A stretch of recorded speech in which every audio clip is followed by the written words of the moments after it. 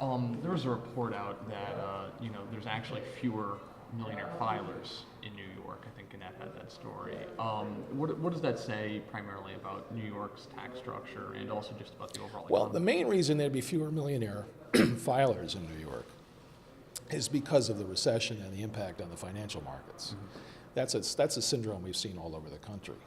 There are fewer people making $1 million in the state, mainly because there are fewer people making $1 million in general. Mm-hmm. So that doesn't necessarily mean anything one way or the other. It's interesting.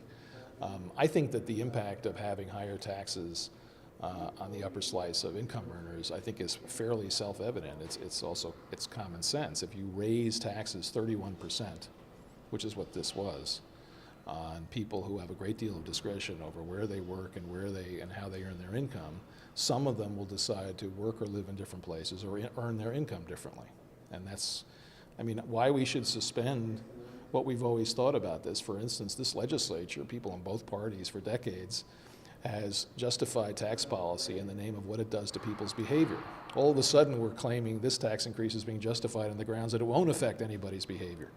I think the honest way to approach the debate is to admit that there's a desire to trade some private sector growth for propping up public sector spending. Now, I think that can be debated on those terms, but to claim that somehow this needs to be done because the current system is unfair or on the grounds that people who have a higher income are not going to respond at all and are oblivious to taxes, I just don't think that's credible.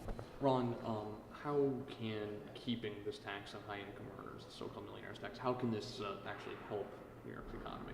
Well, it helps our economy because it generates more revenue that is desperately needed right now. Think about the situation we're in New York State right now. We have record unemployment, record hunger, record homelessness, crumbling infrastructure. We have thousands of families that have been put out of their homes by flooding. And yet now's the time to give a multi-billion-dollar tax cut to the wealthiest New Yorkers. I just don't think that that's acceptable, and I think our governor needs to realize that. He does need to, despite his assertions to the contrary, I know he looks at polls, and he should look at the poll that shows the majority of people support this. Majority of people are supporting the Occupy movement, which is basically a movement saying enough is enough. We need to put an end to this corporate greed. We need to stop sacrificing the 99% of us at the expense of the 1%. So I think the governor, my hope is that the governor right now is taking notice, right?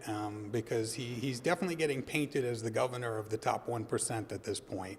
And the events over the weekend with him trying to stifle the Occupy Albany movement were a bit disconcerting, in that some of his key staff people were trying to get them to shut this down. So it seems he's favoring the top 1% and trying to stifle democracy when it doesn't quite agree with his position on these items. So.